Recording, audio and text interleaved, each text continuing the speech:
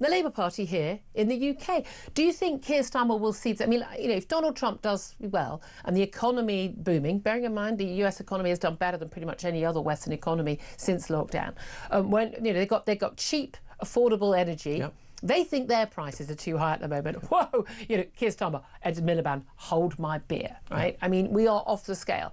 Germany is in crisis on their energy prices. They're losing manufacturing hand over fist. They, by the way, are the powerhouse economy of Europe.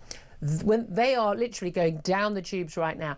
At this point, the EU is going to become an economic backwater. Yep. We're kind of, still quite tied to them, certainly if Starmer has his way.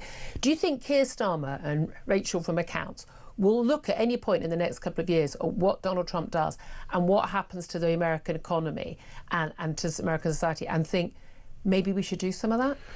Do you know what? I think this is one of the most dangerous times to have this particular mob in Downing Street ever.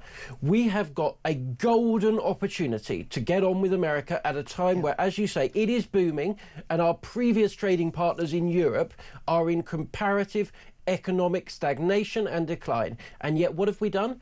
We have sent to America Peter Mandelson, a man who has repeatedly denounced Donald Trump in the most strident terms, in the rudest possible terms, instead has spent the last few years cozying up to China, a dictatorial, genocidal regime, and we have sent him out there to make a trade deal, have a relationship? Yep. No, he is as unpalatable as possible. There is prospect that he could even be rejected by Donald Trump as our ambassador. I mean, and again, he has the right to do that. You have to accept the credentials. And by the way, if you think that Donald Trump is too scandalous to hold high political office, Peter Mandelson resigned really? Twice. I wrote the very first article about him having a house in Notting Hill that he couldn't possibly afford on his income, and he lied to the then editor of the Evening Standard, Max Hastings, and said, look, you dropped the street. Look, the money was from my family. He literally lied, which is why everyone went for him afterwards, because he basically got a story killed by lying about it.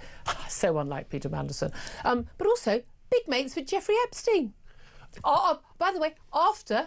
There are reports clearly after he had been convicted of sex trafficking an under-18 girl. Sorry. What is in your judgment, mate? This man is well known as one of the sleaziest members of the British political establishment, and yet he keeps surviving. He keeps going out there. But if there was if there was any job for which he was unsuited, this is it. Couldn't agree with you more. Well, listen, I'd love to hear from you guys today. I really want to know from you what you make of the inauguration today. He's going to be sworn in, Donald Trump, for his second term as US president. He's promised to sign more than 100 executive orders within hours on some of the things we've been talking about and many more. I want to know from you, what are your hopes, maybe even your fears? Or maybe like me, you've got both for this Trump presidency. I would say mine are like 90% hopes, I've got to be honest with you. Give us a call. I want to hear from you. 0344 499 1000. You can text the word talk, then your message to 87222. Send us a message on X at talkTV. Calls are charged at the national rate. Text costs one standard network rate message. What are your hopes or indeed fears? I want to give you options, whatever you want to say, for this Trump presidency. Are you incredibly excited? Do you think there'll be anything that the British political establishment will learn from what he's doing and he's going to do? My God, I hope they would, but I don't have any faith at all that would happen. What are your thoughts? 0344 499 1000. Let's also talk about big events yesterday. The 3 Israeli hostages freed: Emily Damari, British-Israeli dual citizen, Romy Gonen and Doron Steinbrecher. I watched, I have to say, I was sitting on the sofa just watching this footage all day. Incredibly moving. I don't know about anyone else. As a mum, as a mum of a girl not age not that dissimilar to some of these girls, every mum I know was messaging each other going, God, imagine if that was us. 471 days in captivity. We know Emily Damari, she had her hand shot and a shot in her leg as well when she was taken captive on October the 7th. She's lost 2 of those fingers, it would appear. The family say, look, we're just going to be with her quietly. We're not making statements. We are going to be talking later in the show to the brother-in-law of none of the hostages who's still being held captive, because there are still 94 hostages still being in Gaza. Probably around 60 of them, we hope, still alive. Hopefully the little 2-year-old and 5-year-old boys, brothers, we hope against hope. But we also saw 90 Palestinian prisoners returned. We also saw horrific scenes at the handover in Gaza by the Hamas fighters, who who've suddenly rediscovered that apparently they do have uniforms, which is weird, isn't it? Because for all this time, they've been hiding in civilian clothing in Gaza and then going, oh, you shot civilians. Yeah, that's because the guy with the gun was dressed as a civilian. Suddenly, no, we've got balaclavas, bandanas, we've got you. Oh, we're all sorted.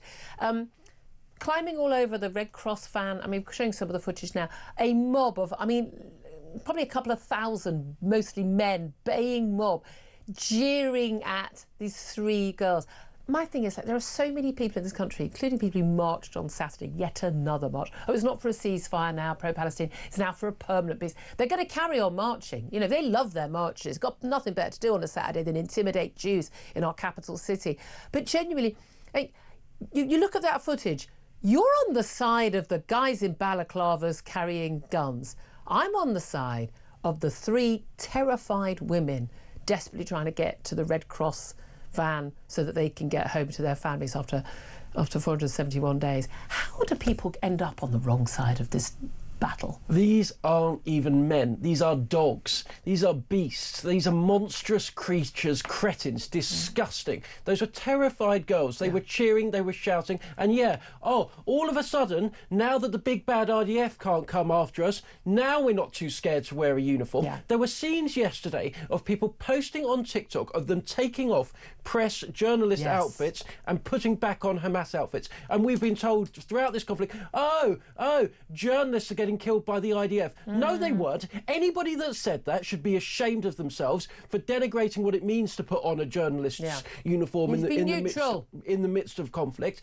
Every one of these men, these disgusting dogs that held these young, scared women prisoners to hide from the IDF, to block them, to protect themselves, is disgusting.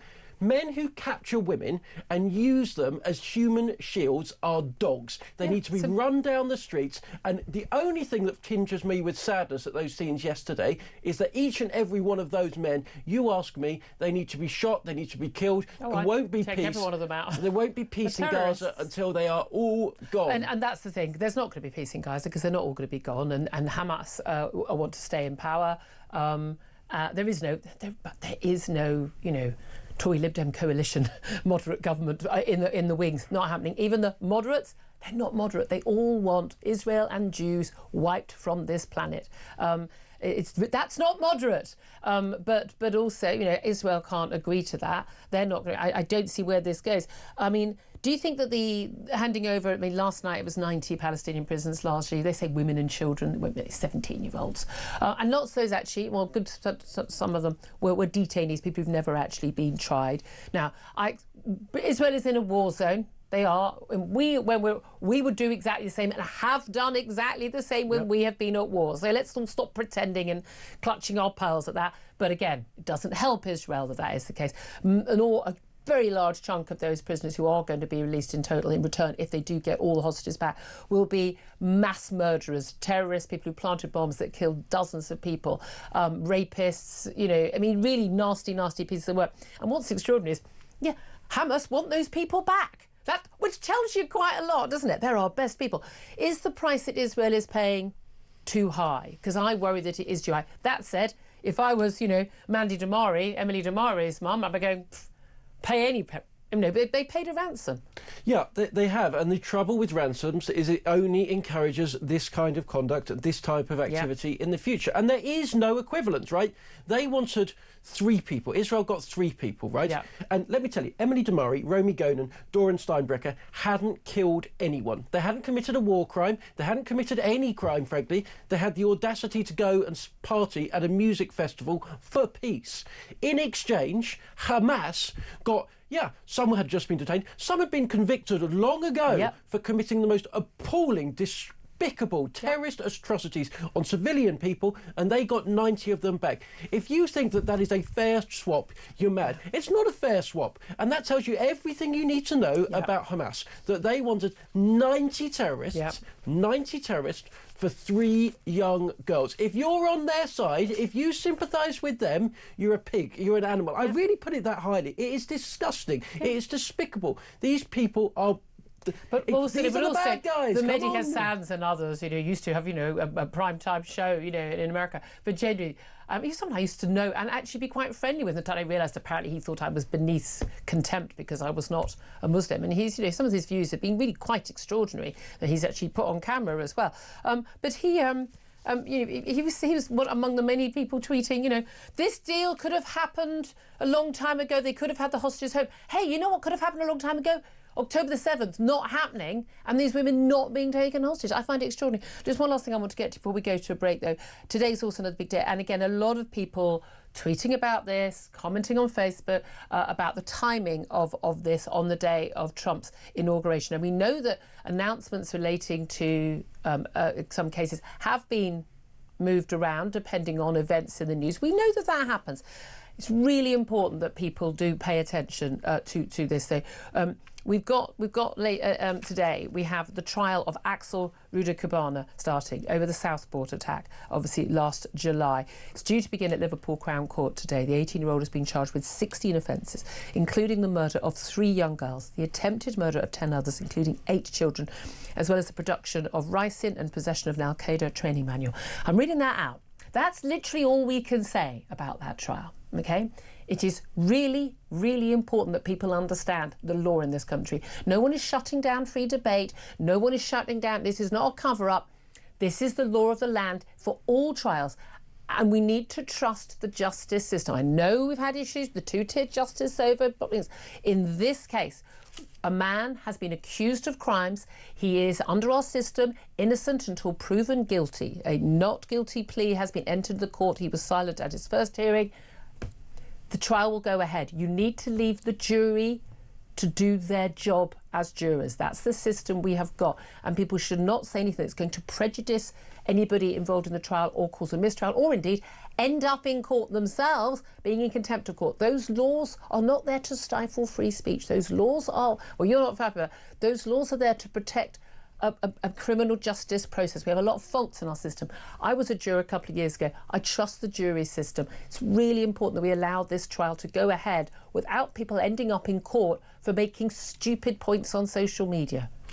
Yeah, that's absolutely right, because there would give nothing more joy to all the wrong people for that to take place. Look, of course there's going to be a time for questions about who knew what when, what were the public told, and that will happen. But for now, the trial has to take precedence. Let the trial take place.